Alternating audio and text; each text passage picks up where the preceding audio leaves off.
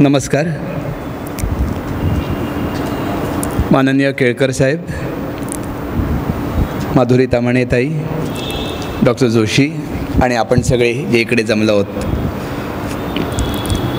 सर्वप्रथम सांगायचं म्हणजे मला फार छान वाटते की या रामभाऊ म्हाळगी व्याख्यानमालेबद्दल खूप वर्ष ऐकत होतो, पण तिकडे बोलायला निमंत्रण मिळेल आणि तिकडे आज ॲक्च्युली मी तुमच्यासमोर उभा राहीन हे मला माहिती नव्हतं. त्यामुळे आज खरोखर छान वाटते. आणि मगाशी आम्ही बोलत होतो तेव्हा असं कळलं की 37 वर्ष ही व्याख्यानमाला चालू आहे आणि असे रात्रीच्या वेळी ज्याला कमिटेड क्राऊड म्हणतो आपण. कमिटेड क्राऊड म्हणजे जे आले आहेत ते ऐकण्यासाठी आले आहेत, नुसते आलेले नाही आहेत. तर अशा कमिटेड ऑडियन्ससमोर बोलणं हे फार छान वाटतं. इवन 10 लोकं असतील जी कमिटेड आहेत, ज्यांना ऐकायचं आहे काय सांगतो ते 1000 लोकांपेक्षा खूप छान वाटतं. आणि तसा हा आजचा कार्यक्रम आहे. मी फार इन्फॉर्मल बोलणार आहे कारण ही एक जनजागृती आहे, हा एक अवेअरनेस प्रोग्रॅम आहे. त्यामुळे मला काही असं लेक्चर द्यायचं नाही आहे तुम्हाला की जे काहीतरी खूप वैद्यकीय असेल, खूप टेक्निकल असेल. हे प्रत्येक माणसाला कळावं. डायबिटीस काय आहे, डायबिटीसचे कॉम्प्लिकेशन्स काय आहेत आणि डायबिटिक फूट म्हणजे काय आहे ह्याच्याबद्दल आज मी काही थोड्या गोष्टी सांगणार आहे. एक 10-15 दिवस झाले मी क्लिनिकमध्ये होतो. एक ओळखीचे पेशंट त्यांच्या कोण चुलत भावाला का कोणाला घेऊन आलेले. छान दिसणारा मुलगा, वय 27, लाल टी शर्ट घातलेला, जीन्स होत्या आणि ते हँडसम टिपिकल स्ट्रॉंग दिसणारे म्हणतात ना तसा. फक्त कन्सल्ट करायला आलेले, ओळखीचे होते म्हणून. नीट ऐकू येतं आहे ना माईकचे? कन्सल्ट करायला आलेले आणि त्याचा फक्त त्रास एकच होता. तो म्हणतो मला काही गेले 3-4 महिने थोडं वीक वाटतं आहे. आणि मग त्याचा जो कोण भाऊ आलेला तो म्हणाला नाही त्यांनी जॉब चेंज केला आहे, थोडा आळशीच आहे तो, त्यामुळे काहीतरी कारण काढतो आहे की मला वीक वाटतं आहे. काही नाही, नीट सगळं जेवतो आहे वगैरे, काही प्रॉब्लेम नाही आहे. पण कॉन्स्टंट तो मुलगा सांगत होता की वीक वाटतं आहे. म्हणून मी म्हटलं तपासलं, तपासणीत काही आढळलं नाही. म्हटलं आपण ब्लड टेस्ट करून घेऊया. तो म्हणाला कुठच्या ब्लड टेस्ट करायच्या आहेत? म्हटलं एक रुटीन करूया आणि शुगर करूया. आणि शुगर म्हटल्यावर म्हणजे रक्तातली साखर म्हटल्यावर बऱ्याच लोकांचा इमिजिएट रिस्पॉन्स असा असतो आमच्याकडे कोणाला डायबिटीसचा त्रास नाही. म्हणजे आपण जे काय म्हणतो त्याला डिफेन्स की हां, तर आमच्यात कोणाला डायबिटीज नाही आहे, कशाला रिपोर्ट्स करायला पाहिजेत? मी म्हटलं ठीक आहे, त्याला कन्व्हिन्स करण्यासाठी कधी ना पेशंटशी बोलताना त्याला कन्व्हिन्स होणं फार आवश्यक आहे. मी म्हटलं सगळं तुझं नॉर्मलच येईल, तरी आपण एक रुटीन म्हणून करूया. आणि तो मुलगाही कंटाळलेला कारण त्याला खरोखर तो वीकनेस वाटत होता, अशक्तपणा वाटत होता. आणि म्हणून तो दुसऱ्या दिवशी संध्याकाळी परत क्लिनिकला रिपोर्ट्स घेऊन आला. तेव्हा त्याची शुगर 432 होती. ज्या लोकांना डायबिटीज आहे किंवा डायबिटीजबद्दल माहिती आहे त्यांना माहिती आहे की ही फास्टिंग शुगर साधारण 100च्या आसपास असावी लागते. तो जो फिगर आहे तो अराऊंड 80 to 110 वगैरे अशी शुगर असते. त्याची 432 शुगर आली. आणि म्हणजे असं अक्षरशः शॉकमध्ये होता तो. काय झालं, मी काय कोणाचं वाईट केलं नाही वगैरे असलं सगळं सुरू केलं. पण त्याला सांगितलं की ही गोष्ट अनयुज्युअल नाही आहे. हे अनेक वेळी असं बघायला मिळतं की अननोन डायबिटिक्स बरेच आहेत, ज्यांना डायबिटीस माहिती नाही आपल्याला आहे, पण त्यांना मधुमेह किंवा डायबिटीस असू शकतो, अशी बरीच लोकं असतात. म्हणून आता मी थोडं तुम्हाला डायबिटीसबद्दल सांगतो की डायबिटीस म्हणजे काय. हे छोटं ऑडियन्स असतं तर मला ॲक्च्युली प्रश्न उत्तरं करायला जास्त आवडलं असतं, पण ते इकडे जमणार नाही. डायबिटीस म्हणजे काय तुम्ही प्रत्येकाने मनात उत्तर द्यायचं.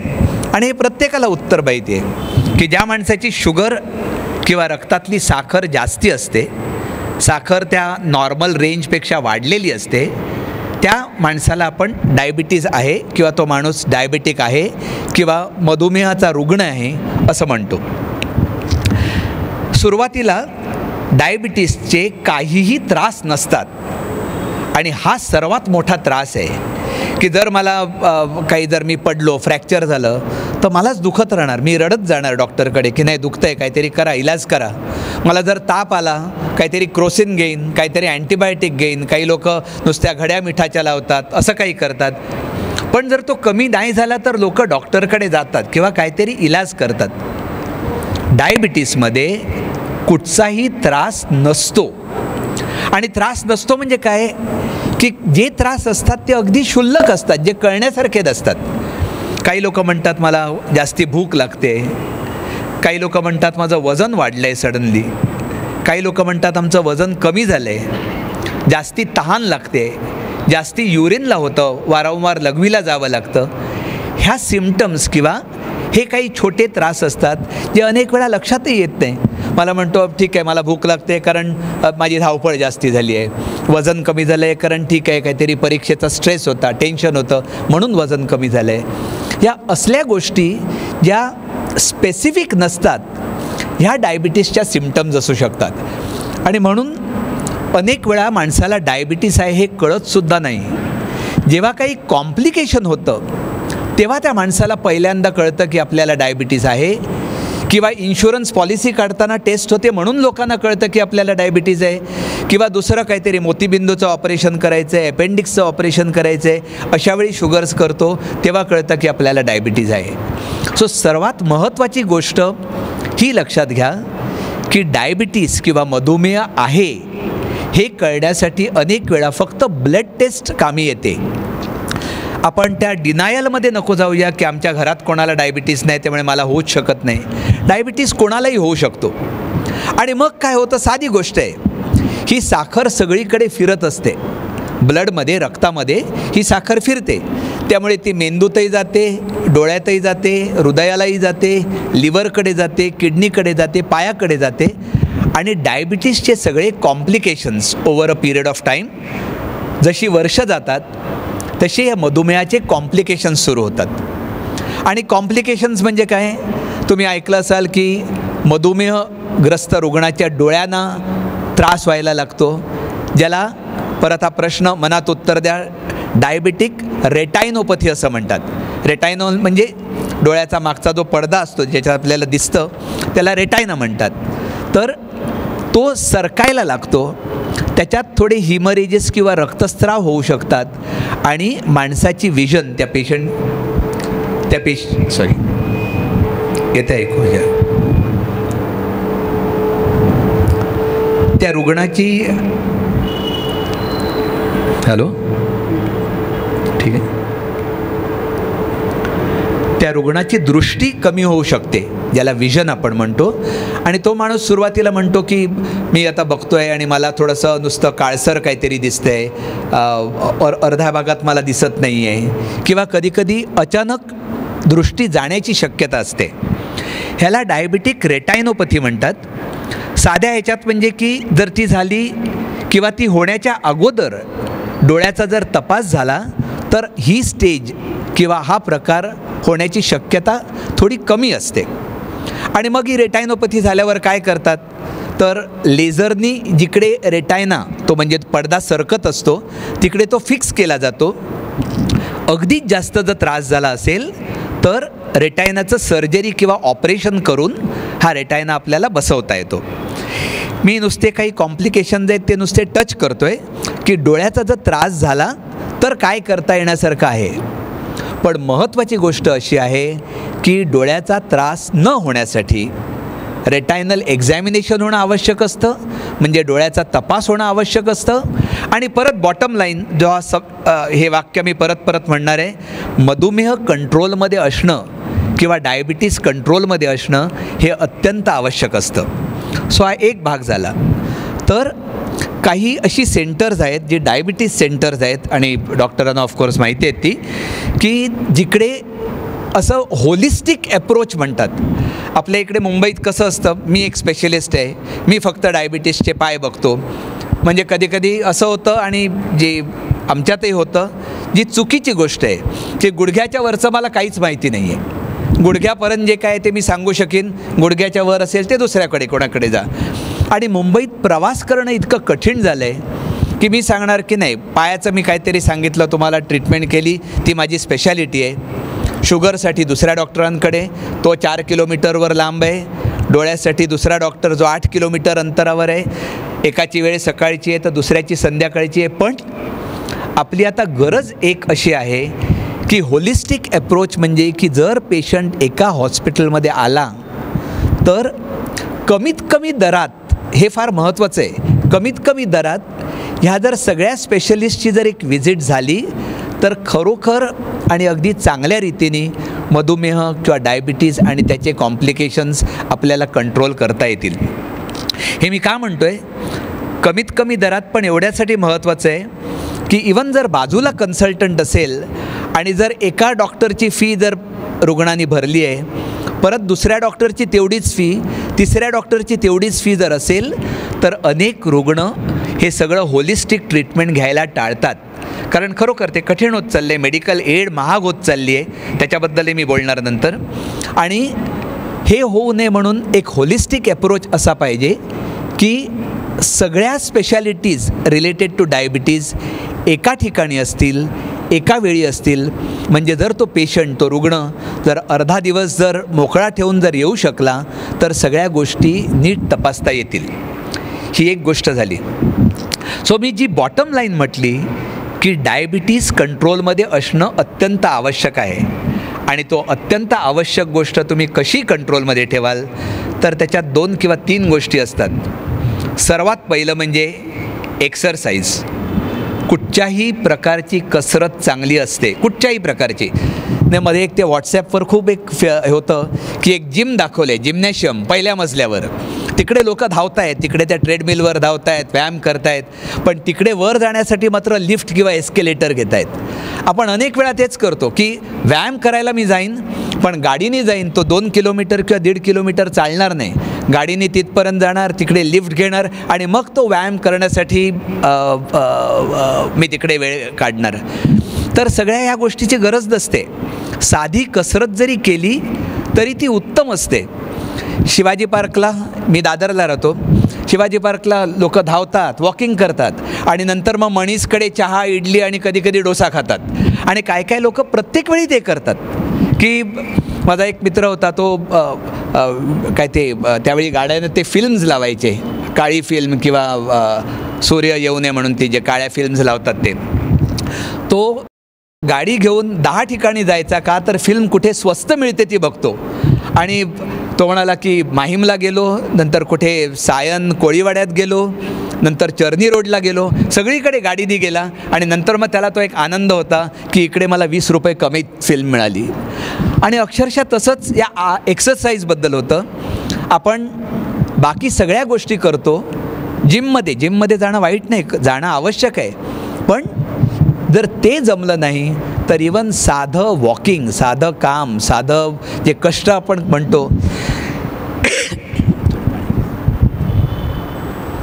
ते जरी केले तरी डायबिटीज किंवा मधुमेह नियंत्रणात ठेवण्यात अत्यंत फायदा होऊ शकतो. दुसरी महत्त्वाची गोष्ट डायबिटीसमध्ये म्हणजे आहार. आज संकष्टी, अंगारिकेचा दिवस, मोदक केले असणार आणि मी तुम्हाला आहाराबद्दल आता काय सांगू. पण आहाराबद्दल पण खूप टेन्शन घेऊ नये. पेशंट्स विचारतात तेव्हा अनेक वेळा ना जे आजूबाजूचे नातेवाईक जे स्वतः काहीतरी तेलकट, तुपकट, गोड खात असतात ते डायबिटीस पेशंटकडे बघून मात्र सांगतात ह्यांचा जिभेवर अजिबात ताबा नाही आहे हो, म्हणून यांचा प्रॉब्लेम सुरू झाला आहे. आणि मी सांगतो की ठीक आहे, खरोखर कठीण आहे ते. जर मी तुम्हाला सांगितलं गोड खाऊ नका, डायबिटीसच्या पेशंटना ब्लड प्रेशर असतं, मीठ खाऊ नका आणि काहीतरी कोलेस्ट्रॉल असतं म्हणून बाकी नॉनव्हेज खाऊ नका, तेलकट खाऊ नका, तळलेलं खाऊ नका, तर तो पेशंट ॲक्च्युली फ्रस्ट्रेट होऊन मुद्दाम खायला सुरुवात करतो, लपून खातो, सांगतो मी खात नाही आणि मग शुगर्स, कोलेस्ट्रॉल सगळं वाढत जातं. त्यामुळे खूप रिस्ट्रिक्शन ठेवणं हे पण आवश्यक नाही आहे, अनलेस कुठचं कॉम्प्लिकेशन असताना गोष्ट वेगळी आहे. पण सर्वसाधारण एक महत्त्वाची गोष्ट आहे म्हणजे की कुठच्याही गोष्टीचा अतिरेक करू नये. जर मला खायचे आहेत मोदक तर खाऊया, आवडीने खाऊया, पण जर 2 आहेत तर मग एकच खाईन. एक खाण्याची माझी क्षमता आहे तर तो अर्धा करून खाईन. आणि बिलीव्ह मी, जर असं केलं तर बरेच पेशंट्स कॉम्प्लाय करतात किंवा ऐकतात. कारण जर अगदी खूप रिस्ट्रिक्शन्स ठेवली की परत तो माणूस डिनायलमध्ये जातो, एक प्रकारचा ॲग्रेसिव्हनेस येतो की नाही मला हे नाही काही करायचं आहे. आणि जर नीट समजून जर पेशंटला जर सांगितलं किंवा जर त्याला खूप बंधनं नाही ठेवली तर तो स्वतःहून अनेक गोष्टी पाळण्याची शक्यता जास्त असते. पहिली गोष्ट मी सांगितली, एक्सरसाइज किंवा व्यायाम करणं. जिम्नॅशियममध्ये जा, वॉकिंग करा, काही करा. अनेक वेळा आम्ही असंही सांगतो, अगदीच काही नाही जमलं तर तुम्ही बसनी जर ऑफिसला जात असाल, एक स्टॉप अलीकडे उतरा आणि तो एक स्टॉप तुम्ही चालत जा. एवढ्या साध्या गोष्टी केल्या तरी, कारण अनेक लोक सांगतात आम्हाला वेळच नाही मिळत, सकाळपासून रात्रीपर्यंत आम्ही कामात असतो. तर ह्या साध्या गोष्टी जर केल्या तर ठीक असतं. दुसरा, आहार. अतिरेक कुठच्याही गोष्टीचा करू नका, आहार पाळा. आणि तिसरी गोष्ट म्हणजे नीट वेळच्या वेळी औषधं घ्या. ही औषधं घेणं अत्यंत आवश्यक असतं. यावेळी मी आणखीन एक गोष्ट तुम्हाला सांगेन की डायबिटीसला 2 प्रकारची औषधं असतात. एक म्हणजे डायबिटीसला देण्यात येणाऱ्या गोळ्या, ज्याला OHA म्हणतात, किंवा ओरल हायपोग्लायसिमिक एजंट्स. हायपोग्लायसिमिया म्हणजे शुगर कंट्रोल करण्याचे एजंट्स. तर पहिली गोष्ट म्हणजे गोळ्या. आणि त्या गोळ्यांचं काम एक असतं की त्या पॅनक्रियाज म्हणजे स्वादुपिंड, ज्याच्यात इन्सुलिन तयार होतं. तुम्ही सगळ्यांनी इन्सुलिन ऐकलं असाल की इन्सुलिन का शरीरात महत्त्वाचं असतं, कारण इन्सुलिन शुगर नियंत्रणात ठेवतं. तर ह्या गोळ्या त्या स्वादुपिंडाला सॉर्ट ऑफ मारतात. म्हणजे डायबिटीसमध्ये हा स्वादुपिंड झोपलेलं आहे, त्याला थोडं मारतात आणि सांगतात की नाही, थोडंसं इन्सुलिन सिक्रीट कर, थोडंसं इन्सुलिन तयार कर, आणि त्यामुळे शुगर्स कंट्रोलमध्ये राहतात. पण जर हे स्वादुपिंड जर आणखीन खराब होत गेलं, म्हणजे पॅनक्रियास जर काम करायचं जवळजवळ बंद होत असेल, तर मग पेशंटला इन्सुलिन द्यावं लागतं. आणि इकडे आता परत 1-2 मिनटं घेतो आहे तुम्हाला सांगायला की अनेक वेळा पेशंटचा खूप रेझिस्टन्स असतो की मला इन्सुलिन नको. कारण जो डॉक्टर फक्त गोळ्या देऊन डायबिटीस बरा करतो तो डॉक्टर चांगला, आणि जो डॉक्टर इन्सुलिन देतो तो डॉक्टर वाईट. असं एक माझ्या वडिलांना मी जेव्हा घेऊन गेलो तेव्हा पण त्यांनी असंच सांगितलेलं. जे एक कन्सल्टंट होते ते म्हणाले इन्सुलिन सुरू करावं लागणार. ते म्हणाले अरे कुठच्या या माणसाकडे मला आणल्या, डॉक्टर आहे का, बस त्यांनी विचारलेलं. कारण प्रत्येक माणसाला वाटतं की मला इन्सुलिन नको. पण इकडे मी इन्सुलिनवर बोलणार नाही आहे, पण एक गोष्ट आवर्जून सांगेन की इन्सुलिन घेणं ही डायबिटीसची सर्वात नॅचरल ट्रीटमेंट आहे. काही लोक सांगतात नाही आम्हाला आयुर्वेदिक करायचं आहे, काही सांगतात आम्हाला होमिओपॅथी करायचं आहे, काही लोक म्हणतात आम्हाला नॅचरोपॅथी करायचं आहे. तेव्हा आम्ही त्यांना सांगतो की जर नॅचरोपॅथी करायचं असेल नुसतं वादाकरता किंवा एक्सप्लेनेशनसाठी, तर इन्सुलिन हे सर्वात नॅचरल ट्रीटमेंट ऑफ डायबिटीज आहे. कारण जे शरीरात जे इन्सुलिन असतं तसंच इन्सुलिन पेशंटला देऊन आपण शुगर कंट्रोल करतो आहोत. म्हणजे इन्सुलिन देण्यात ॲक्च्युली कुठचंही औषध नाही आहे. जे शरीरात इन्सुलिन तयार होतं तसंच इन्सुलिन देऊन आपण शुगर कंट्रोल करतो आहोत. तर ही तिसरी बाब झाली. आहार झाला, औषधं झाली आणि कसरत झाली. एवढं करूनसुद्धा पेशंटची शुगर कंट्रोल राहते असं नाही, कंट्रोलमध्ये राहते किंवा नियंत्रणात राहते असं नाही. आणि तेव्हा आपल्याला खरोखर कळतं की निसर्ग किती म्हणजे आपलं जे शरीर केलं आहे देवानी, निसर्गाने कोणी जे केलं आहे ते इतकं छान केलं आहे की एक उदाहरण देतो तुम्हाला की आत्ता जर मी घरी जाऊन समजा 2 वाट्या श्रीखंड खाल्लं, 4 मोदक खाल्ले, वरण भातात तूप घालून खाल्लं, काही खाल्लं, आणि उद्या जर मी फास्टिंग शुगर केली तर ती नॉर्मल येणार. आणि जर मी 2 दिवस उपास केला, पूर्णपणे उपास, काही खात नाही आहे, फक्त पाणी पित उपोषण करतो आहे मी, तर 2 दिवसांनी शुगर करणार, ती पण नॉर्मल येणार. म्हणजे जेव्हा तुम्ही काही एक्सेस खातात ते तुमचं शरीर न्यूट्रलाइज करतं पुढच्या 8-10 तासात, आणि तुमची फास्टिंग शुगर नॉर्मल येणार. आणि जर तुम्ही भरपूर तुम्ही पूर्णपणे उपास केलात, काही खात नसलात, तरीसुद्धा लिव्हरमध्ये ती एक वेगळी प्रक्रिया आहे, त्याला ग्लुकोनिओजेनेसिस वगैरे म्हणतात, की शुगर तयार करते. शरीर शुगर तयार करतं आणि रिपोर्ट केला त्याच्यात पण ती शुगर नॉर्मल येणार. इतकं परफेक्शन आहे शरीरात आणि ते कुठच्या ग्लुकोमीटरवर टेस्ट करून नाही, त्या आतल्या टेस्टिंग चालू असतं आणि त्याप्रमाणे तुमच्या शुगर्स नॉर्मल राहतात. पण जेव्हा डायबिटीज होतो तेव्हा 3-3 वेळा शुगर आपण ग्लुकोमीटरवर किंवा त्या मशीनवर चेक करूनसुद्धा आणि गोळ्यांचा डोस ॲडजस्ट करूनसुद्धा आणि इन्सुलिनचा किती अंश घ्यायचा हे ठरवूनसुद्धा शुगर्स कधीही कम्प्लिटली नॉर्मल राहतीलच अशी खात्री देता येत नाही. कारण जे नैसर्गिक नॅचरल मेकॅनिझम आहे ते इकडे ॲब्सेंट असतं किंवा ते डिरेंज झालं असतं किंवा ते खराब झालं असतं आणि त्याच्यामुळे शुगर्स कम्प्लिटली कंट्रोल राहू शकत नाही, ज्याला फ्लक्च्युएटिंग शुगर्स म्हणतात. त्यामुळे शुगर्स या फ्लक्च्युएट होऊ शकतात, या शुगर्स कम्प्लिटली नॉर्मल नाही राहू शकत आणि त्यामुळे आपल्याला काळजी घेणं अत्यंत आवश्यक असतं. कारण डायबिटीज झाल्याच्या आज नाही तर उद्या नाही तर परवा काही ना काहीतरी कॉम्प्लिकेशन होणार. तर त्याच्या एक कॉम्प्लिकेशन ज्याच्यावर आम्ही खास अभ्यास करतो त्याच्याबद्दल मी तुम्हाला थोडं जास्त सांगतो. डायबिटीजबद्दल एक सांगितलं, हा एक बेस झाला की डायबिटीस काय आहे, डायबिटीस कशामुळे होतो आणि डायबिटीस झालं तर काय काय कॉम्प्लिकेशन्स होतात, कारण ही साखर सगळीकडे फिरत असते. तर आता डायबिटीसचा एक कॉम्प्लिकेशन आहे जे सर्वात महत्त्वाचं आहे आणि त्याला डायबिटिक फूट म्हणून म्हणतात. म्हणून सरांनी जो एक टॉपिक दिलेला डायबिटीज अपाय आणि उपाय, त्या दोन्ही याच्यात पाय हा शब्द मुद्दाम घेतला आहे कारण पाय किंवा डायबिटिक फूट हे एक फार महत्त्वाचं कॉम्प्लिकेशन आहे. ते कॉम्प्लिकेशन सर्वात महत्त्वाचं आहे का मी सांगतो म्हणजे फक्त ती माझी स्पेशालिटी आणि मी त्याच्यावर बोलतो आहे म्हणून सांगत नाही, पण एक उदाहरण तुम्हाला देतो की बाकीचे जे कुठचेही रोग असतात त्याच्यात मॉर्बिडिटी किंवा जो त्रास असतो तो डायबिटिक फूटपेक्षा कितीतरी कमी असतो. आता उदाहरण देतो, मोतीबिंदूचं ऑपरेशन झालं, तुम्ही डॉक्टरकडे गेलात, ते वयस्कर काका आहेत, मिसेस आहेत, त्यांच्या काका काकी दोघेही गेले तिकडे, ऑपरेशन झालं, एक 8-10 दिवस काळजी घेतली, तो पेशंट ठीक झाला. समजा हार्टचा प्रॉब्लेम आहे, अँजिओप्लास्टी करायची आहे किंवा बायपास करायचं आहे, तुम्ही ब्लड डोनर्स रक्तदाते गोळा केलेत, पैशाची गोळा केली, कोणतरी 2-4 माणसं जी मदत करतील अशा 2-4 माणसांना घेतलं, 8-10 दिवसात हा प्रॉब्लेम सॉल्व्ह होतो. डायबिटिक फूट हा एक प्रॉब्लेम आहे जो लिटरली महिनोन-महिने चालू राहतो. डायबिटिक फूट हा प्रॉब्लेम 2 दिवसाचा 4 दिवसाचा नसतो, तो अनेक दिवस, अनेक आठवडे, अनेक महिने चालू राहतो.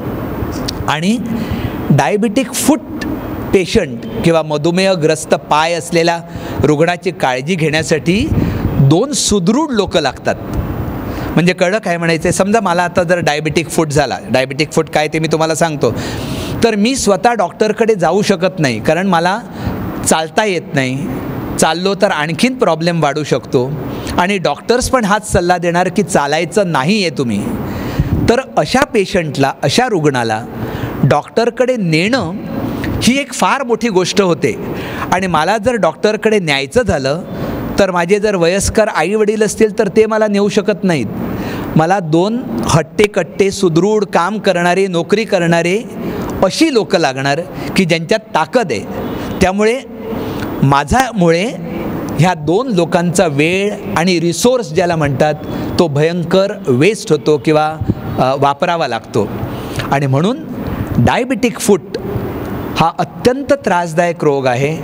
डायबिटीसच्या कॉम्प्लिकेशन्समध्ये डायबिटिक फूट हे सर्वात मोठं आणि सर्वात त्रासदायक कॉम्प्लिकेशन आहे.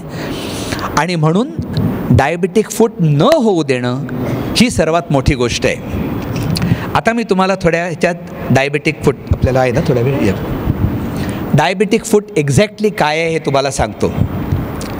जेव्हा माणसाला डायबिटीज होतो तेव्हा काही वर्षात त्याला 2 पती मिळतात. आपण म्हणतो हे काय, एक पती असला तो पण प्रॉब्लेम असतो कधी कधी. इकडे डायबिटिकच्या पेशंटला, मधुमेहग्रस्त माणसाला 2 पती मिळतात आणि जर एखादा वाईट पती असेल तर आपण तो सोडू पण शकतो, पण डायबिटीसचे हे 2 पती तुम्ही सोडू शकत नाहीत. आणि हे 2 पती म्हणजे डायबिटिक न्यूरोपॅथी आणि डायबिटिक अँजिओपॅथी. ते पथी आहे, नुसतं लक्षात राहण्यासाठी मी पती म्हणून सांगितलं.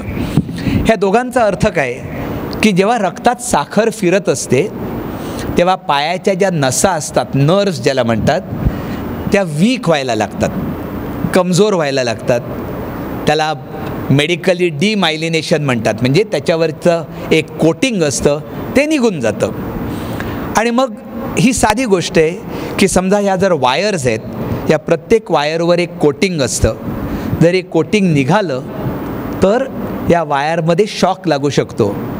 त्याचप्रमाणे पायाच्या ह्या नसा, या पायाच्या ज्या नर्व्स आहेत त्याच्यावरचं कोटिंग जसं खराब व्हायला लागतं तसं ह्या पेशंटला डायबिटिक न्यूरोपॅथी असं होतं. ऑलमोस्ट 100% मी सांगू शकतो की आज जर मला डायबिटीस झाला तर आजपासून साधारण 7 वर्षात मला डायबिटिक न्यूरोपॅथी होण्याची दाट शक्यता आहे. प्रॅक्टिकली स्पीकिंग, ज्या माणसाला डायबिटीस 7 वर्ष आहे त्या माणसाला थोड्या नाहीतर जास्ती प्रमाणात ही डायबिटिक न्यूरोपॅथी होणार. आणि मग डायबिटिक न्यूरोपॅथीचा अर्थ काय, की ज्या लोकांना तुम्हाला इकडे मधुमेह आहे, मधुमेह रुग्ण आहात जे, त्यांना पूर्णपणे कल्पना आहे की पाय नॉर्मल नसतात. नॉर्मल नसतातचा अर्थ काय, काही लोक म्हणतात आमच्या पायाला मुंग्या येतात, काही म्हणतात आमचे पाय जड होतात, काही म्हणतात माझ्या पायाला आग होते, काही म्हणणार मला वाटतं मी कापसावर चालतो आहे, काहींना वाटतं पायाला चिखल लागला आहे, काही म्हणतात पाण्यावर चालल्यासारखं वाटतं आहे. म्हणजे नॉर्मल सोडून सगळे सिम्पटम्स असतात, काहीतरी वेगळं वाटतं आहे, मला पाय माझे नॉर्मल वाटत नाहीत.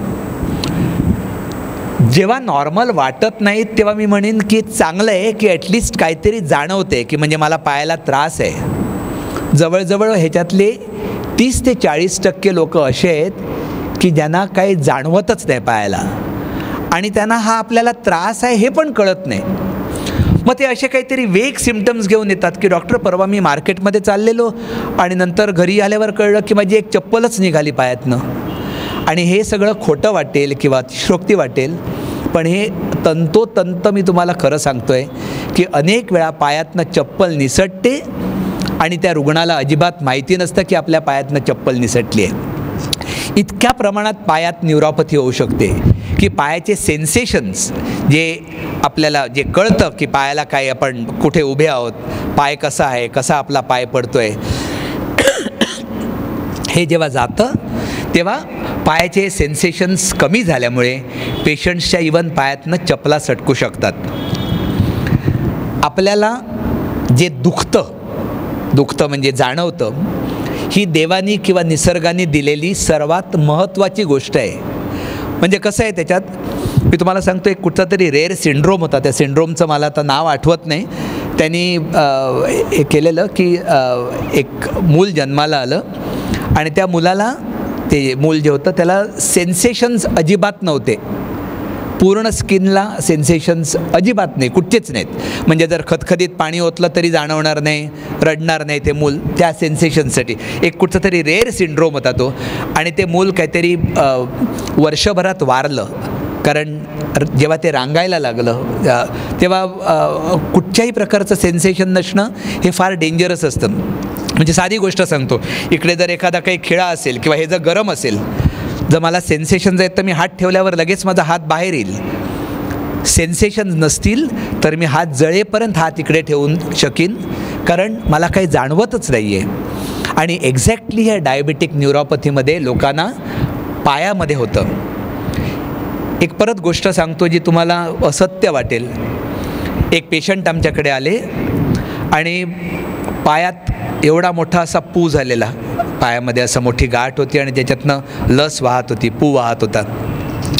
आणि त्या नातेवाईकांनी म्हणजे अगदी त्यांना गिल्टी वाटत होतं, त्यांची मुलं आलेली, त्यांना खूप वाईट वाटत होतं की आपल्या वडिलांना आपण ह्या स्टेजमध्ये आणलं डॉक्टरांकडे. आणि त्यांनी शपथपूर्वक आम्हाला सांगतात, डॉक्टर आम्हाला खरोखर काही माहीत नाही हो, एक परवा नुसता असा काहीतरी घरात वास यायला लागला, काहीतरी कुजल्यासारखा. ही अक्षरशः सत्य गोष्ट आहे, ही विश्वास ठेवायलाच पाहिजे तुम्हाला या गोष्टीवर, की आम्हाला वास येत होता. आम्हाला वाटलं कुठेतरी उंदीर मेला आहे का घरात वगैरे, आणि बघितलं तर तसं नाही, उंदीर वगैरे काही नाही, आणि काय कळे ना कुठून वास येतो आहे.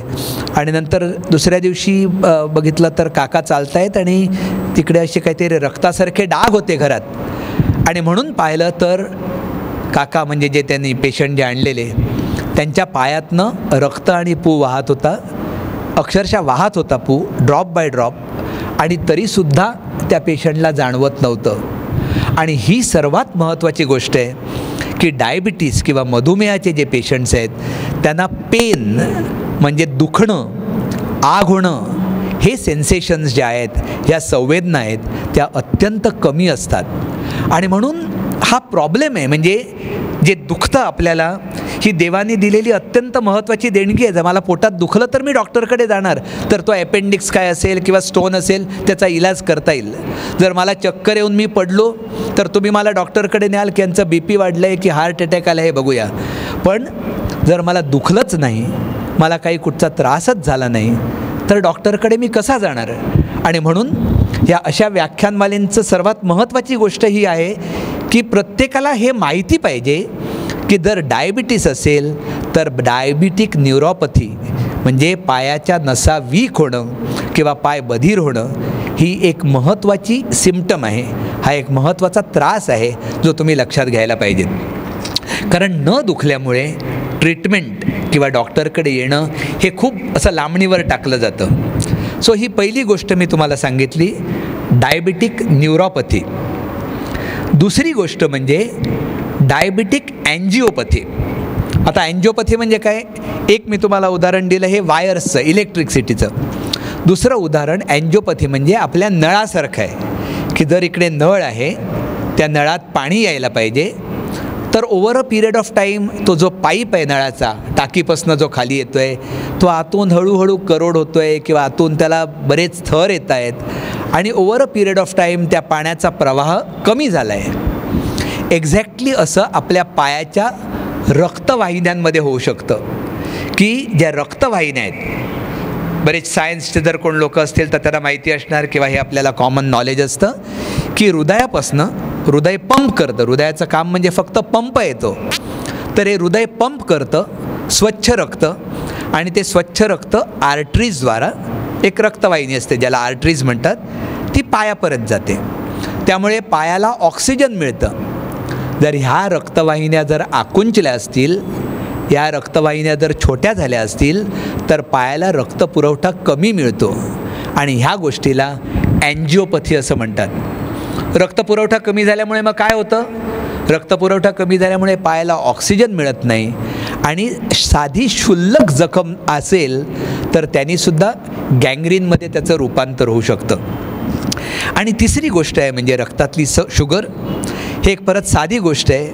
जर मी इकडे आत्ता एक साखर आणली आणि एक मूठभर साखर इकडे टाकली, तर इकडे मुंग्या डोंगळे नक्की येणार, कारण साखरेला हे ॲट्रॅक्ट होतात. त्याचप्रमाणे रक्तातली साखर वाढल्यामुळे, रक्तातली जी सर्क्युलेटिंग शुगर असते ती वाढल्यामुळे जंतू ॲट्रॅक्ट होतात. म्हणजे उदाहरण द्यायचं झालं तर, समजा आम्ही दोघे इकडे बसलो आहोत, त्यांना डायबिटीज नाही आहे, मला डायबिटीज आहे, त्यांनाही तेवढीच जखम झाली, एक छोटं खरचटलं आहे पायाला, मलाही तेवढंच खरचटलं आहे, आम्ही दोघेही इक्वली चालतो आहोत. त्यांना डायबिटीज नसल्यामुळे त्यांच्या कुठच्याही जखमेवर जंतू तर असतात सगळीकडे, इकडे हात लावला तर जंतू असतील, कपड्याला हात लावला तर जंतू असतील, सूक्ष्म जंतू असतात, त्याला म्हणतात जंतू, बॅक्टेरिया युबिक्विटस, म्हणजे सगळीकडे असतात. त्यांच्या पायावर जर आज 100 जंतू बसले, सूक्ष्म जंतू, तर उद्या ते 100 जंतू 500 जंतू होणार. ते प्रोक्रिएट होत राहतात, कुठच्याही जखमेवर जंतू आले का 500 जंतू होतात, आणि ती जखम भरू शकते. थोडी जर पिकली तर काय औषधं घेतली तर ठीक राहतील. हेच 100 जंतू जर माझ्या जखमेवर बसले आणि जर मला डायबिटीस आहे, खास करून जर अनकंट्रोल्ड डायबिटीस आहे किंवा अनकंट्रोल्ड जर शुगर असेल, तर माझे 100 जंतू 500 जंतू होणार नाहीत, 5 लाख जंतू होणार. हे जस्ट एक फिगर नुसतं एक समजण्यासाठी सांगतो आहे की म्हणजे तो रेट ऑफ इन्फेक्शन जे म्हणतात किंवा जंतूंची जी वाढ होण्याची जी क्षमता आहे ती साखरेमुळे अशी 1000 पटीने वाढते, 100 पटीने वाढते. त्यामुळे एक साधी जखमसुद्धा पिकायला लागते, कारण रक्तात शुगर फिरत असते. त्यामुळे या तिन्ही गोष्टींचं जेव्हा एक संगम होतो की डायबिटिक न्यूरोपॅथी, की मला कळतच नाही माझ्या पायात काय होतं आहे, पाय दुखत नाही आहे माझा, रक्तातली साखर वाढली आहे त्यामुळे जंतू वाढत आहेत आणि समजा जर रक्ताचं जे फ्लो आहे, ब्लड फ्लो आहे, तो पण जर कमी असेल तर या तिन्ही गोष्टींमुळे साधं जे इन्फेक्शन असतं किंवा साधं जे आपण जखम म्हणतो तीसुद्धा वाढत जाऊन गँग्रीन होऊ शकतो. आणि अनेक वेळा काही मी असं प्रश्न उत्तरासारखं सांगतो, कारण मला वाटतं इकडे प्रश्न उत्तराला कदाचित वेळ नसेल, तर बऱ्याच लोकांच्या मनात असतं की गँग्रीन म्हणजे काय. आणि गँग्रीन हा शब्द भयंकर लोक घाबरून जेव्हा आमच्याकडे येतात तेव्हा, म्हणजे जरा जरी बोट काळसर वाटलं, कलर चेंज वाटला, डॉक्टर गँग्रीन तर नाही ना, म्हणजे गँग्रीन नसलं म्हणजे चला सगळं सुटलं, असं तसं नसतं. पण तुम्हाला माहिती असणं आवश्यक की गँग्रीनचा अर्थ डेड टिश्यू, म्हणजे तो टिश्यू किंवा बोट किंवा पाय जे मेलेला आहे किंवा आपण म्हणतो सडलेला आहे त्याला गँग्रीन म्हणतात. आणि हे डायबेटिक फूटमध्ये अनेक वेळा बघायला मिळतं. गँग्रीन म्हणजे त्या पायात जीव नाही आहे अजिबात.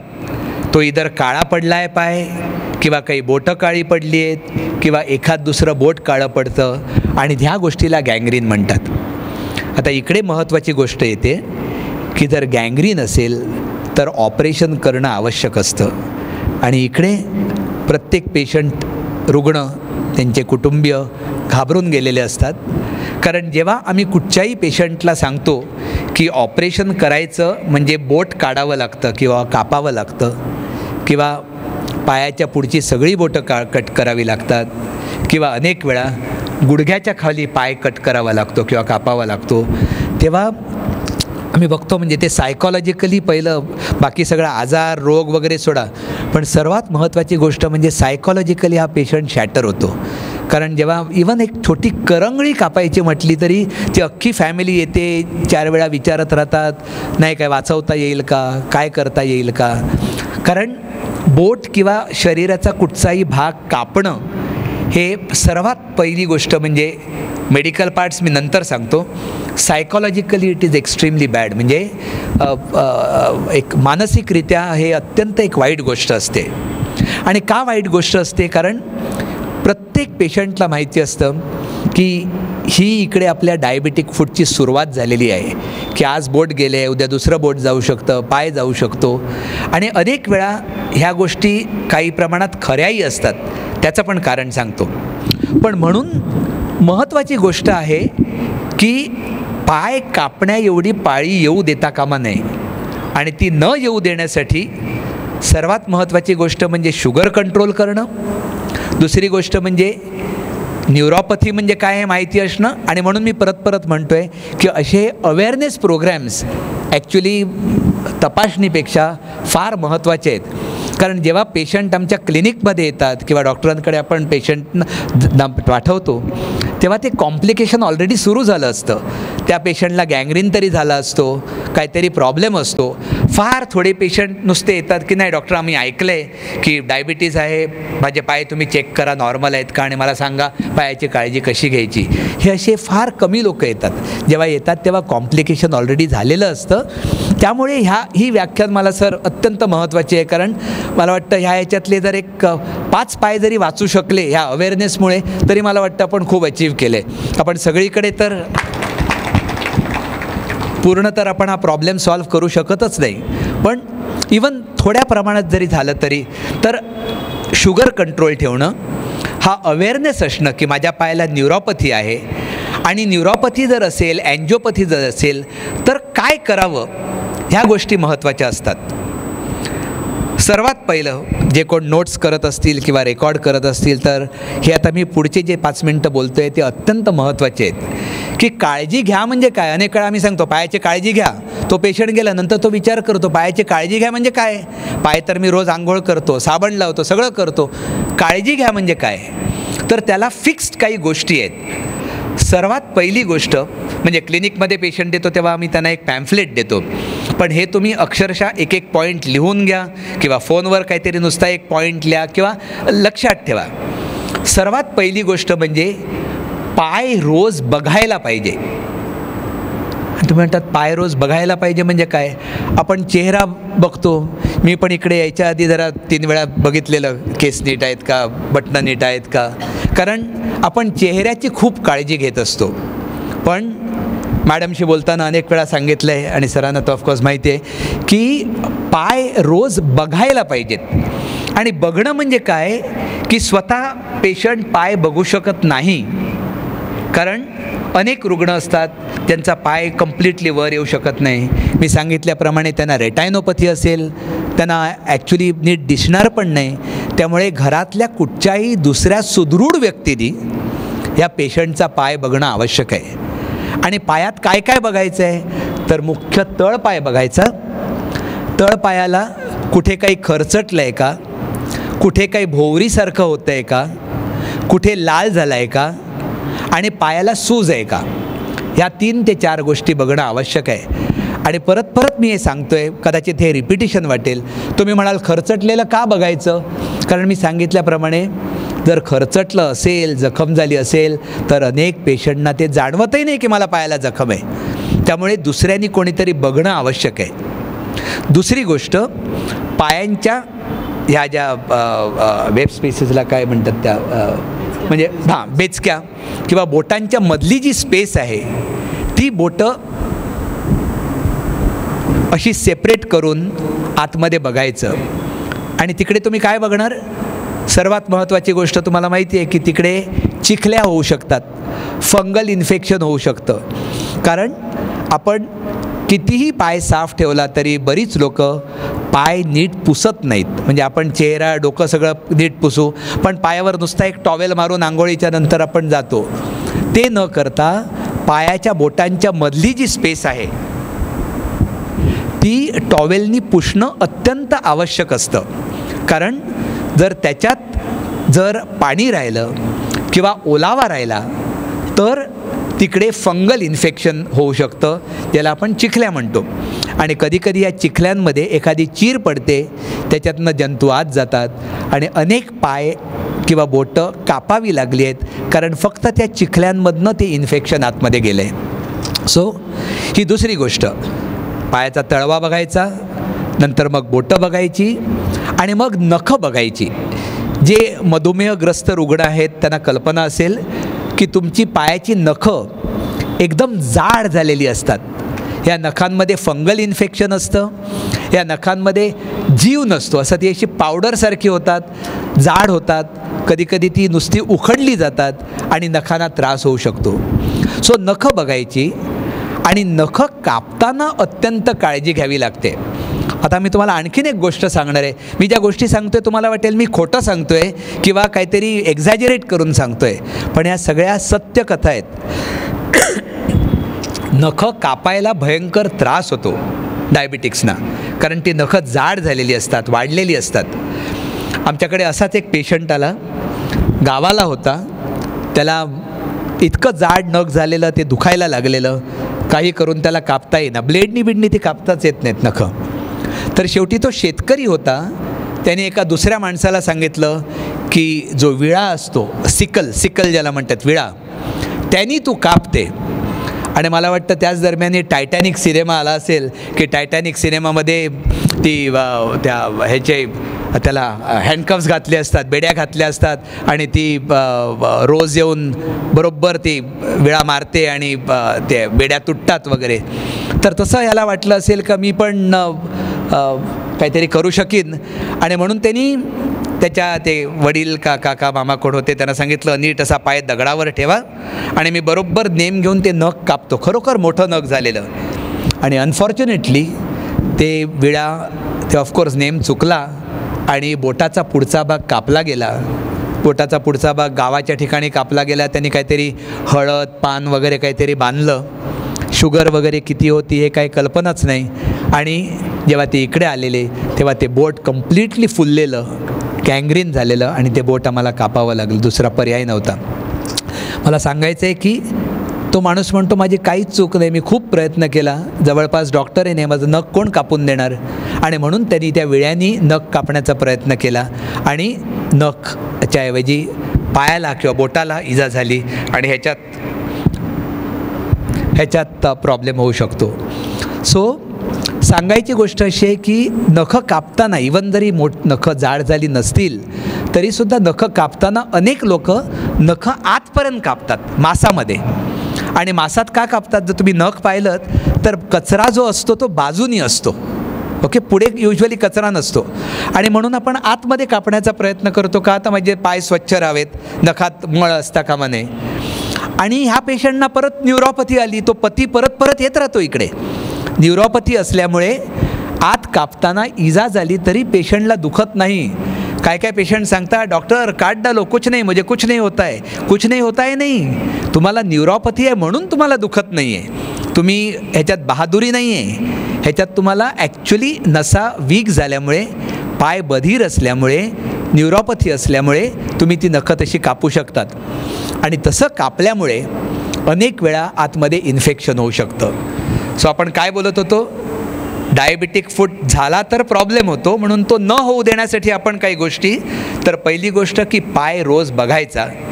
दुसरी गोष्ट आपण म्हटलं नखं नीट कापायची. हे नखं नीट कापणं अत्यंत आवश्यक असतं. तिसरी गोष्ट प्रॉपर फुटवेअर घालणं. जेव्हा फुटवेअर म्हणजे आपण पायात जे बूट चपला ज्या घालतो त्या अत्यंत बरोबर असल्या पाहिजेत. आणि बरोबरचा अर्थ काय? लोक सांगतात, ओ मी 12,000 रुपयाचे बूट घेतले हो, एकदम कुठच्या तरी पॉश शोरूममधनं जाऊन. 12,000चे आहेत की 4,000चे आहेत महत्त्व नाही आहे. महत्त्वाची गोष्ट अशी आहे की संध्याकाळी बूट विकत घ्यायला पाहिजेत. ही मी अक्षरशः एका औषधासारखं सांगतो आहे, कारण आपण कुठे आहोत, we are trying to avoid diabetic foot. Diabetic foot होऊ नये ह्याच्यावर आपण बोलतो आहोत. त्यामुळे या छोट्या छोट्या गोष्टी महत्त्वाच्या आहेत. परत प्रश्न विचारतो, मनातच उत्तर द्या, संध्याकाळी का, सकाळी काय नाही घ्यायचे? आणि उत्तर असं आहे की आपल्या प्रत्येकाचे पाय, आणि खास करून ज्यांना डायबिटीस आहे, ब्लड प्रेशर आहे, थोडा हार्टचा प्रॉब्लेम आहे, किडनीचा प्रॉब्लेम आहे, त्यांचे पाय थोडेसे सुजलेले असतात संध्याकाळी. सकाळी सूज थोडी कमी असते. तर जेव्हा पाय थोडा सुजलेला असतो किंवा साईज थोडी जास्ती असते, त्यावेळी फुटवेअर घ्यायला जायचं. भरपूर पैसा फुटवेअरवर किंवा पादत्राणांवर खर्च करा, कारण हे तुमचा पाय प्रोटेक्ट करणार आहेत. आणि फुटवेअर कसं असावं की जी साईज तुम्हाला चांगली वाटते, म्हणजे तुम्ही आता बूट घातलात आणि ठीक आहे, दुकानदाराला सांगितलं नाही हे फिटिंग बरोबर आहे, की त्याच्या एक साईज जास्ती बूट घ्यायचा. म्हणजे जी साईज तुम्हाला बरोबर वाटते ती ॲक्च्युली टाईट साईज असते. कारण परत न्यूरोपॅथी असल्यामुळे तुमच्या पायाला जेव्हा टाईट बूट असतात तेव्हा तुम्हाला वाटतं की ते बरोबर आहेत. त्यामुळे हे माहिती असणं आवश्यक आहे की एक साईज नॉर्मल जे तुम्हाला फिटिंग आहे त्याच्यापेक्षा एक साईज जास्ती घ्यायची. आणि पुढचा जो पार्ट असतो टो बॉक्स ज्याला म्हणतात, तो मोठा ब्रॉड पाहिजे. बरेच वेळा स्टाईल म्हणून आपण पॉइंटेड शूज, निमुळते बूट घालतो, पण त्या निमुळत्या बुटांमुळे अनेक पेशंट्सना त्रास झाला आहे, जखमा झाल्या आहेत. हे परत खूप जरा जास्तीच वाटतं, निमुळत्या बुटामुळे जखमा का होतील, आम्ही तर कुठचे एकदम छान बूट घेतलेले नाही, होतात जखमा. आणि म्हणून पुढचा जो टो बॉक्स असतो तो खूप मोठा पाहिजे. आपण काय म्हणतो, पहिली गोष्ट म्हणजे पाय रोज बघणे, नखं कशी कापायची, बूट कसे असावेत, नेहमी कॉटन सॉक्स पाहिजेत. त्याच्यानंतरची गोष्ट जी लक्षात ठेवायची म्हणजे अनवाणी चालायचं नाही. आता हे सर खूप कठीण आहे, जेव्हा आम्ही इवन पेशंटना सांगतो, डायबेटिक फूट पेशंट झाले असतील तेव्हासुद्धा. आपल्याकडे ऑफकोर्स प्रथा आहे की आपण मंदिरात जातो तेव्हा आपल्याला कंपल्सरी बूट किंवा चपला काढाव्या लागतात. आणि हे मी शेअर करतो आहे तुमच्याबरोबर की अनेक वेळा असं झालं आहे की लोक न कुठच्या ट्रॅव्हल्सबरोबर वगैरे गेलेले असतात, 11:30 वाजता ती केसरीची बस जाऊन तिकडे थांबलेली असते आणि सांगतात की आता हे राजस्थानचं देऊळ आहे, 12:30ला बंद होणार, पटकन जाऊन या. आणि सगळा मार्बल असतो, बूट आपण इकडे काढतो, बाकीचे लोक धावतात कारण मला पायाला चटके लागत आहेत. डायबिटिक पेशंट मस्त चालतो कारण त्याला संवेदनाच नाहीत, तो अगदी कम्फर्टेबली चालू शकतो. आणि असे अनेक रुग्ण आमच्याकडे आले आहेत की आम्ही इकडे देवळात गेलो, दुपारची वेळ होती, मार्बल होता आणि तिकडे पाय भाजलेत, ब्लिस्टर्स झाले आहेत पायाला. ब्लिस्टर्स म्हणजे जे पाण्याचे फोड येतात ते. आणि अशा पेशंटना ॲडमिट करून ट्रीट करावं लागतं. मला याचं सोल्युशन माहिती नाही, मी त्यांना सांगू शकत नाही देवळात जाऊ नकात किंवा काय, पण मी त्यांना ॲटलिस्ट काउन्सिल करतो की जेव्हा तुम्ही निदान अनवाणी कुठे जाणार तिकडे हात लावून बघा किंवा दुसऱ्या कोणाला तरी टेम्परेचर बघायला सांगा की जमिनीचं टेम्परेचर किती आहे, की तिकडे काय गालीच्या आहे काय ज्याच्यावर तुम्ही चालू शकतात. कारण ह्या छोट्या छोट्या गोष्टी आहेत ज्याच्यामुळे डायबिटिक फूट होऊ शकतो. पुढची गोष्ट, डायबिटीसच्या पेशंट ज्यांना डायबिटीज आहे त्यांना पायात वळ येतात आणि ऑफकोर्स प्रत्येकालाच पाय कोणी दाबून दिले तर आवडतात, पण डायबिटीसचे पेशंट्स खास करून त्यांना पाय दाबून दिलेले खूप आवडतात, कारण पाय वळतात. ही परत न्यूरोपॅथीच आहे एक प्रकारची, की स्नायू असतात ते थोडे जड झालेले असतात, स्टिफ झालेले असतात, आणि मसाज करणं हे वर्ज्य आहे डायबिटिक पेशंट्सना.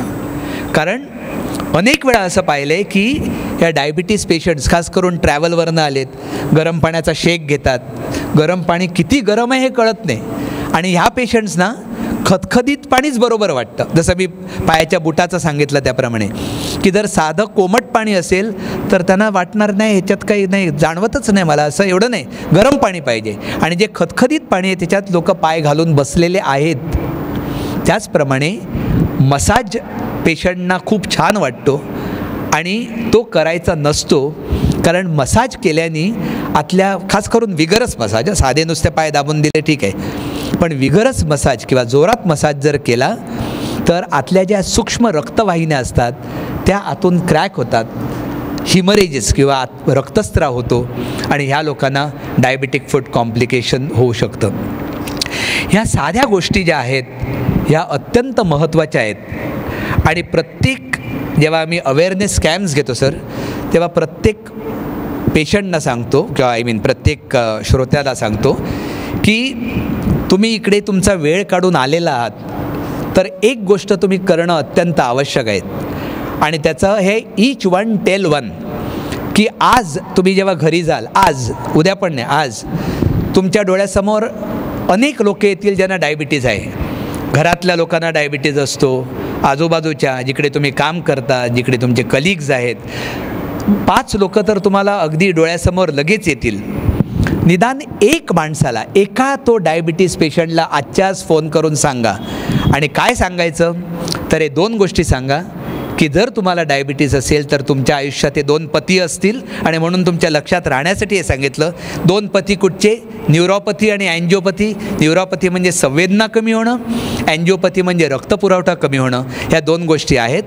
आणि जर तुम्हाला डायबिटीज आहे तर ह्या 4-5 गोष्टी ज्या मी तुम्हाला सांगितल्या आहे, रेकॉर्ड करा किंवा काही, ह्या 4-5 गोष्टी इधर तुम्ही टाईप करा आणि त्यांना पाठवा. जर एवढं जरी आपण केलं तरी आपण खूप काहीतरी करतो. आणि परत एकदा रिपीट करतो, काय मी सांगितलं आहे, रोज पाय बघा, बोटं स्प्रेड करून आतमध्ये बघा काही फंगल इन्फेक्शन आहे का, नखं केअरफुली अगदी सांभाळून कापा, आतपर्यंत कापू नका.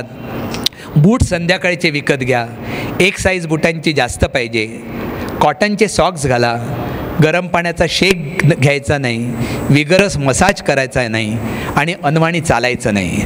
ह्या जर गोष्टी जर पाळल्या, साध्या गोष्टी आहेत ह्याच्यात कुठचंही रॉकेट सायन्स नाही, याला कुठेही पैसा लागत नाही, काही नाही, तर डायबिटीसचे पेशंट्स निदान आपले पाय वाचवू शकतील. आणि पाय वाचवणं किंवा डायबिटिक फूट न होणं हे अत्यंत महत्त्वाचं आहे. आणि ते का ते मी आता सांगतो. सर्वात पहिली गोष्ट म्हणजे मेडिकल एड अत्यंत महाग होत चालली आहे.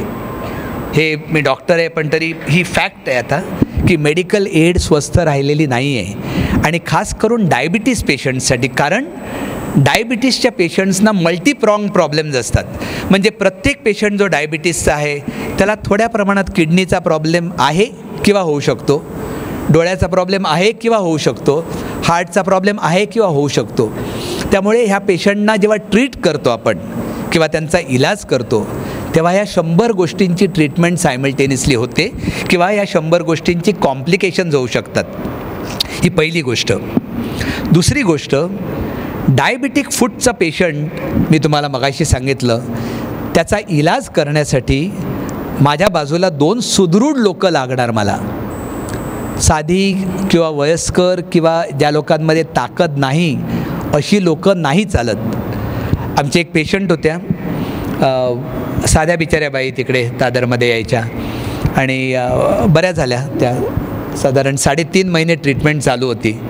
आणि मी जेव्हा स्लाईड्स दाखवतो तेव्हा ती स्लाईड नेहमी दाखवतो, की ते स्लाईडमध्ये त्या बाई आहेत, त्यांच्या पायाला बँडेज आहे, आणि त्यांच्याबरोबर त्यांचा मुलगा आणि पुतण्या. आणि त्यांनी हात जोडून सांगितलं, डॉक्टर तुमचे खूप धन्यवाद, माझा तुम्ही पाय वाचवलात, हे ते सगळं. आणि मी नेहमी सांगतो की त्या स्लाईडमध्ये माझा तो पेशंट, त्या बाई आहेत त्या हिरो नाही आहेत, ते हिरो आहेत ते त्यांचा मुलगा आणि पुतण्या.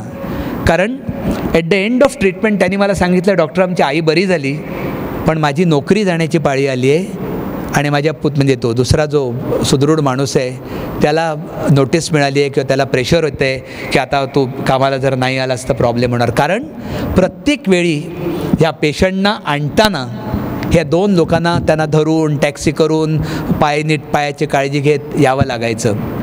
त्यामुळे आम्ही नेहमी सांगतो की diabetes is a medical problem. मधुमेह हा मेडिकल प्रॉब्लेम आहे. पण डायबिटिक फूट म्हणजे डायबिटीजमुळे किंवा मधुमेहग्रस्त जो पाय ज्याच्याबद्दल आपण बोलतो आहोत तो नुसता मेडिकल प्रॉब्लेम नाही आहे, तर it is also a socio economic problem. Socio इकॉनॉमिकचा अर्थ हा एक सामाजिक प्रॉब्लेम आहे आणि आर्थिक प्रॉब्लेम आहे. कारण एकदा डायबिटिक फूट सुरू झाला का तुमचे किती दिवस, किती इलाज, किती होऊ शकतो हे सांगणं अगणित असतं. त्याचप्रमाणे आपण हे सगळं माहिती असणं फार आवश्यक आहे. कारण पाय कापला जाणं ही अत्यंत वाईट गोष्ट आहे. आणि का वाईट गोष्ट आहे म्हणजे मेडिकली सायकॉलॉजिकली तर ती वाईट गोष्ट आहे, पण जेव्हा एक पाय कापला जातो तेव्हा ह्या पेशंटची मोबिलिटी किंवा या पेशंटचं फिरणं चालणं, आणि कुठचा तरी एक संस्कृत श्लोक आहे की मला तो तर श्लोक नीट वर्डिंग्स माहिती नाही, पण म्हणजे की जो माणूस चालतो त्याचं भाग्य त्याच्या पुढे चालत जातं.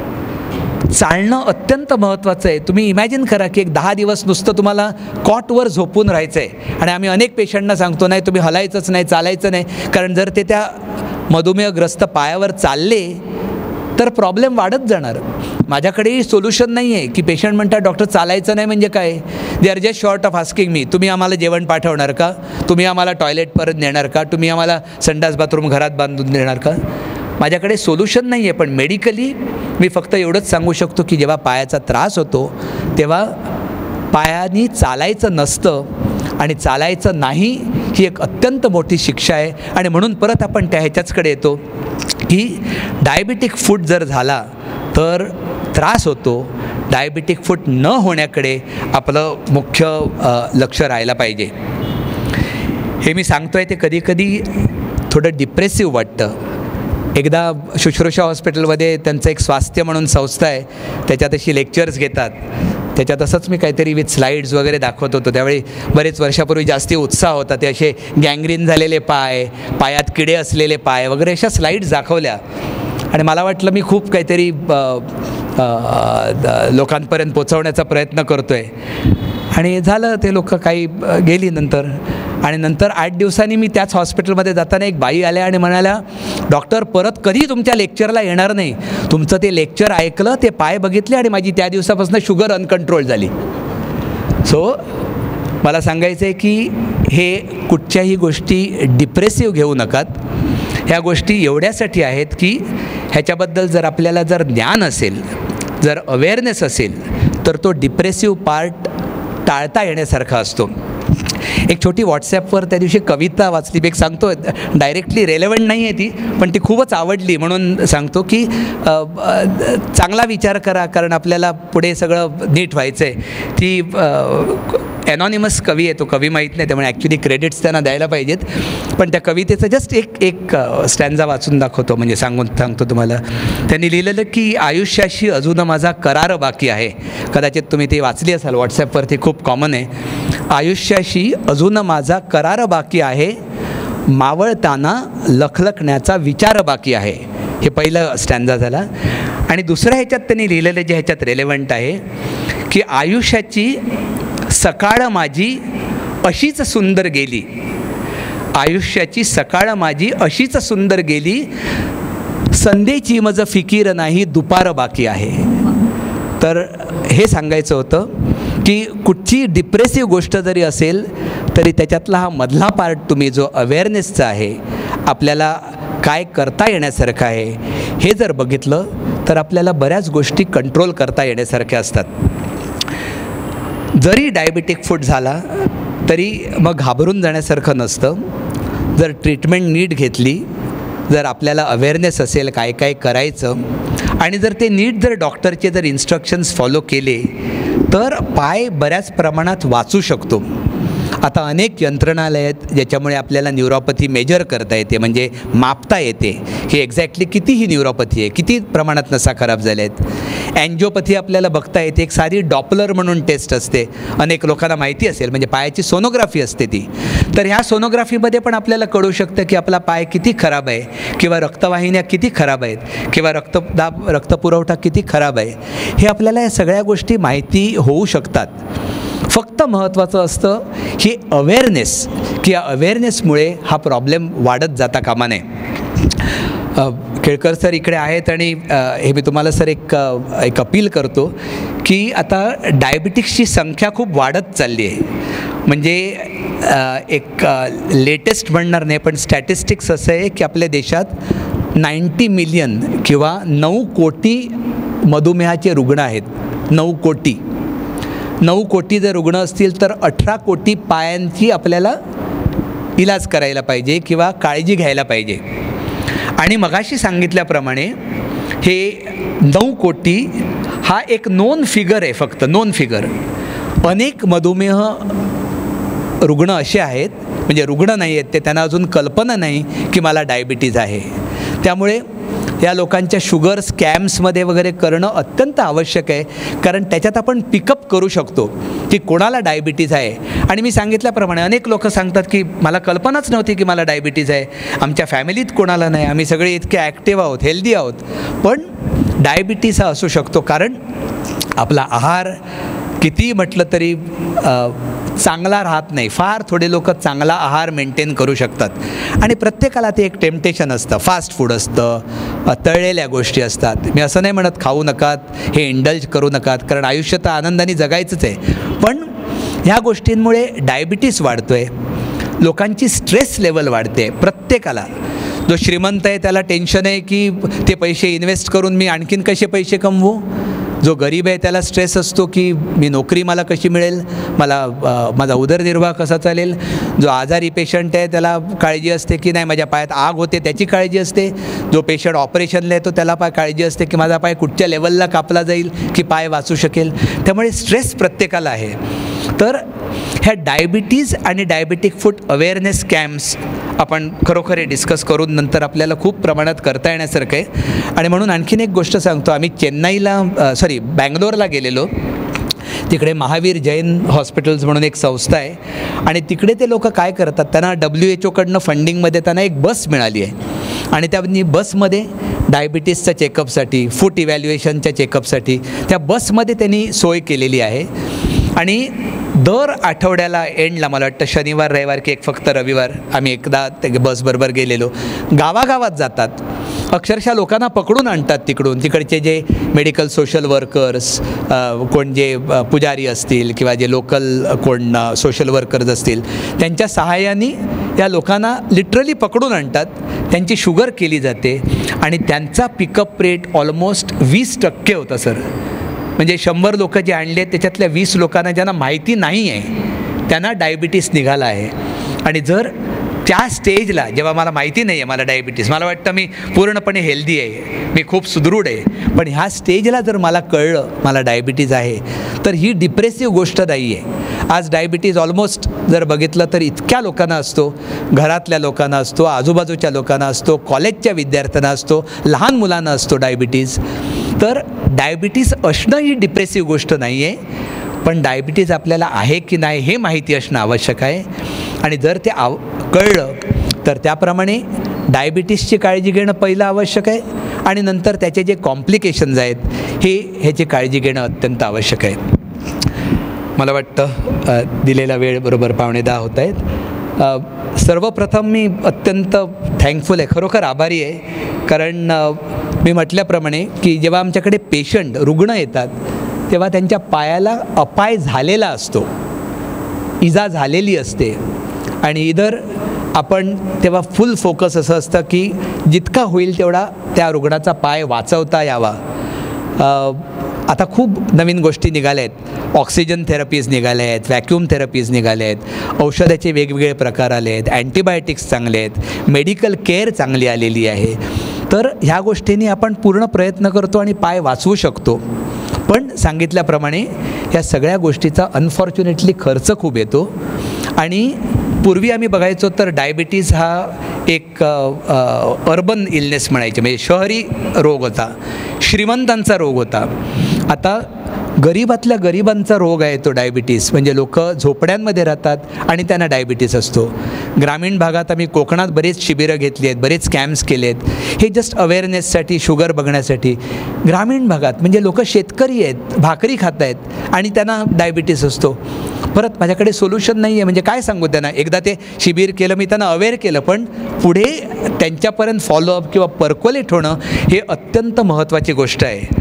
आणि तर अशा शिबिरांमुळे किंवा अशा व्याख्यानमालांमुळे जर लोकांपर्यंत ते पोचलं की डायबिटीस काय आहे, डायबिटिक फूट काय आहे, आणि जर सर तुमच्या सहाय्याने जर अशी आपल्याला काही जर प्रकल्प जर घेता आले तर ते खरोखर अत्यंत महत्त्वाचे होतील. कारण एक लास्ट फिगर देतो तुम्हाला. आपल्या देशात, भारतात जवळजवळ वर्षाला 1 लाख ॲम्प्युटेशन्स होतात, म्हणजे पाय कापण्याच्या शस्त्रक्रिया होतात. 1 लाख.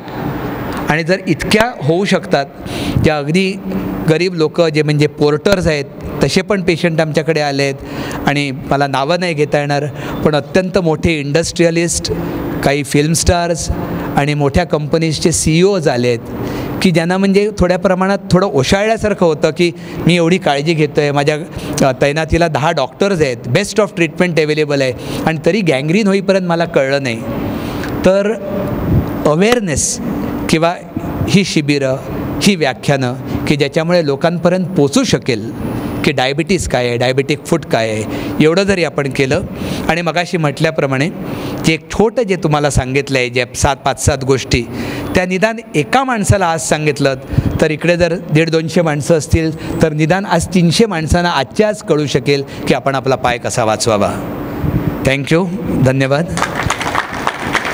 आणि खरोखर हा कॅप्टिव्ह ऑडियन्स, म्हणजे मॅडमशी मी बोलताना म्हटलं की नॉर्मली बरीच आम्ही लेक्चर्स घेतो, पण ऐकण्याची क्षमता साधारण अर्धा तास असते, 35 मिनटं असते. मी त्यांना म्हटलं मी 1.5 तास नाही बोलणार, कारण लोक निघून जातील, लोक कंटाळतील. पण त्या म्हणाल्या नाही की आमचं ऑडियन्स वेगळा असतो. आणि खरोखर बरं वाटलं. थँक्यू.